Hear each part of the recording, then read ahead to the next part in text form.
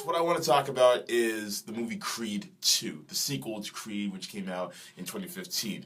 I will be doing a review of that right now, ladies and gentlemen. So before any of you guys get scared or a little apprehensive, I'm just letting it be clear that this is a non-spoiler. I repeat, a non-spoiler review.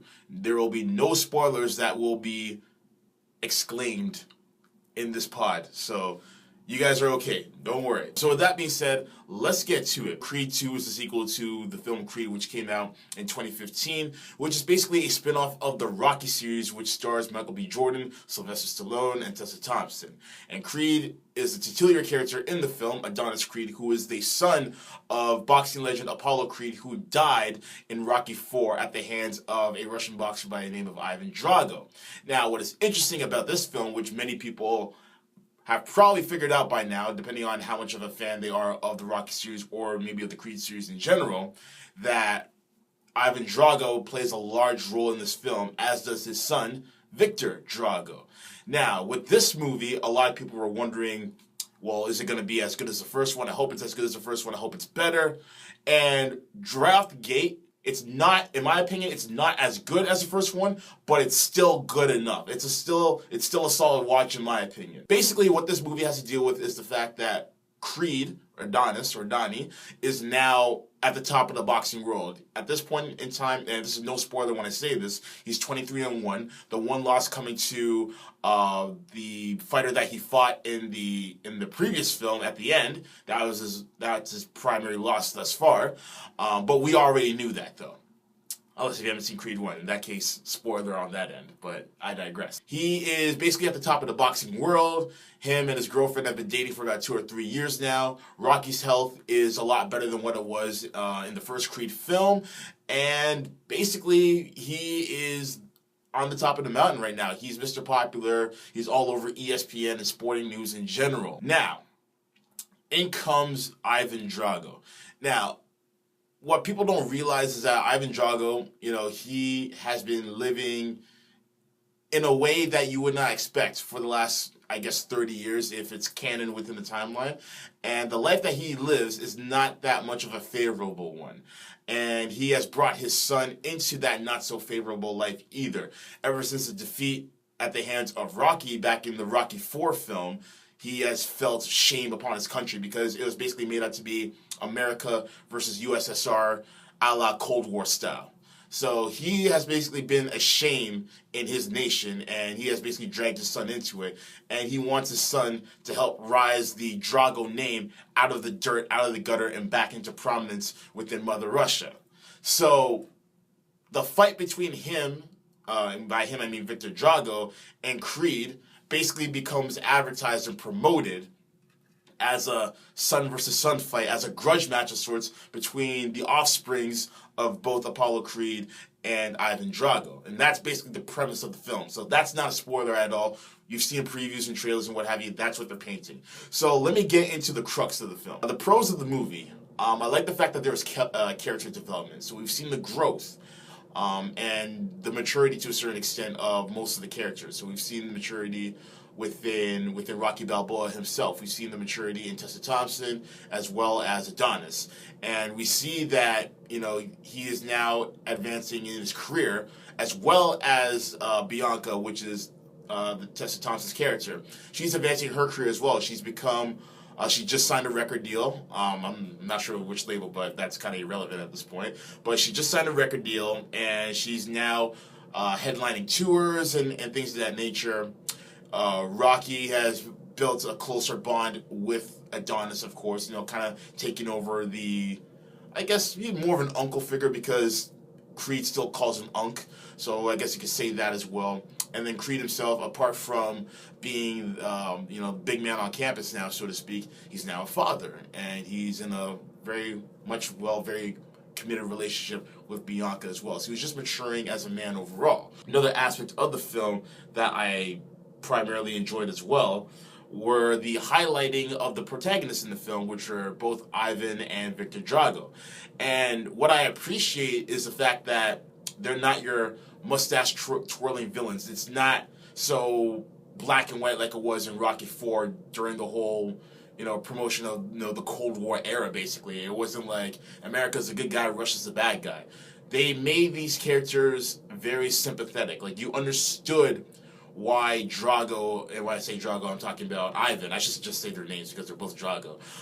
But you can understand why Ivan was so angry and why he was so adamant on reclaiming that former glory that he once had, because he lost everything. So he lost respect that he had from his countrymen, from his government. His wife left him while they still had their child. So basically, Victor Drago grew up without his mother, and that's something that's very rare in society in general. So you see him growing up with his father, but at the same time, because of all the scrutiny that his father faced, the sins of the father have now passed down to the son, and basically it's now a case where Ivan Drago, pardon me, is trying to live vicariously through his son, because his son is now in his physical prime, basically. And this guy, I don't know if you guys seen him. This guy is a beast. I was watching this, and I thought to myself, if Thanos was a human, that's probably what he would look like. This guy is huge. This guy looks like he can take on M'Baku from Black Panther and win decisively. No holds barred, no questions asked. This guy is a beast.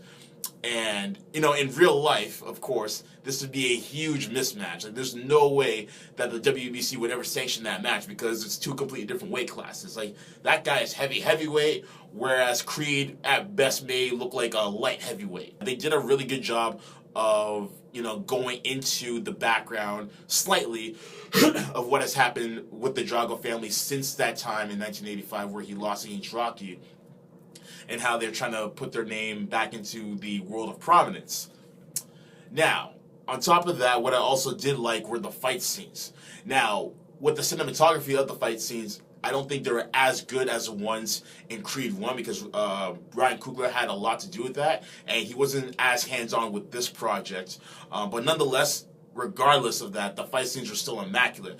I felt like I was on ringside watching the fight with all the celebs and what have you, and just some of the hits look so real. Like, obviously we know that the hits weren't real, but because of the way they were shot and the angles that they were shot at and the velocity in which they were thrown in, man, I was wincing. I was moving out of my seat. I was doing this. I got my hands up and everything. I'm telling Creed to go left, go left. Like, I was in the coach of this corner. I was like, yo, go left. No, get out of the corner. No. Get out. Like, they had me that much invested in those fight scenes, and that's very important when you're doing a boxing movie, especially, or just any type of movie that involves physical combat, because you need that emotional aspect to be there. You need to feel like the stakes are very high. So that's what I appreciated about the fight scenes. Now, here are my cons about the film. A couple things that I wasn't particularly fond of in the film. Going back to the fight scenes, I would have preferred more, because there's very few fight scenes in this movie, or not enough for you to be satisfied as far as the boxing component of the film is concerned. It generally is a sports film, but it involves more than just a sports aspect. It involves the emotional aspect, the growth and development of the characters, the story overall, the overarching story about overcoming your demons and fighting against your past and what have you. So I understand that. But because the fighting was so excellent in Creed 1 and in Creed 2, you want to see more. And I felt like we're kind of devoid of more fight scenes. So if they end up making a Creed 3, I hope they implement a bit more fighting scenes, because the choreography with the fighting was great. I loved it. And it just left me wanting more. So that could be a good thing, but that could also be a bad thing as well. But I feel like they should have added a little bit more fight scenes into the film. I felt like the progression of the characters and the storyline as a whole was a bit rushed. I felt like we went from one phase to another phase to another phase. I felt like the pacing was just a little too quick for my liking. So on one scene, you had Michael B. Jordan and Tessa Thompson. Cool. And then maybe like a couple scenes later, out of nowhere, she's pregnant. And then a couple scenes later, she has the baby. So I get it's a somewhat of a clever way of showing that a lot of time has passed since certain events. But at the same time, it still felt like we had to check a few boxes off as quickly as we could. That way we can get to the crux of the film. So that it bothered me a little bit, but not enough to make me say, oh, I hate this, because that wasn't the case. Like, if I had to figure out what some of the cons were, I would say that. And the only other con I would have, and this is more of a nitpick at this point, is we did get enough of Ivan Drago, but I don't feel like we got enough out of Victor Drago.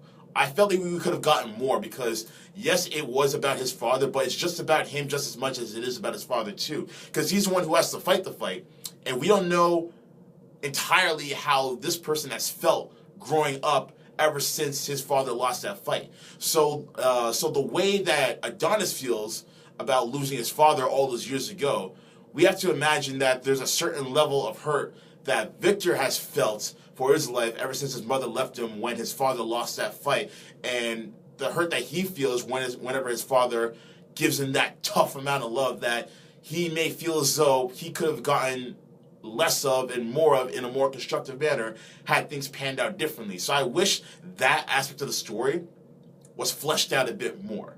Overall, it was a solid film. Loved it. I'd watch it again. I'd probably own it as well. If I had to give it a grade out of 5 cool points, I am going to give it a solid 4 cool points out of 5. I recommend anyone and everyone to go see that. If you're a sporting fan, go see it. If you want to see a great story being told, go see it. I still think Creed 1 is better, but this film is still solid. It's still a solid movie to watch, in my personal opinion, and it just shows that Michael B. Jordan's star is continuing to grow, as well as Tessa Thompson's too. But what do you guys think? Have you guys seen the movie already? Are you going to see it? Are you excited about it? Do you feel the same way I feel about it? Either way, let me know on all social media platforms at C.O.O.L Radio CC and share your thoughts. Cool.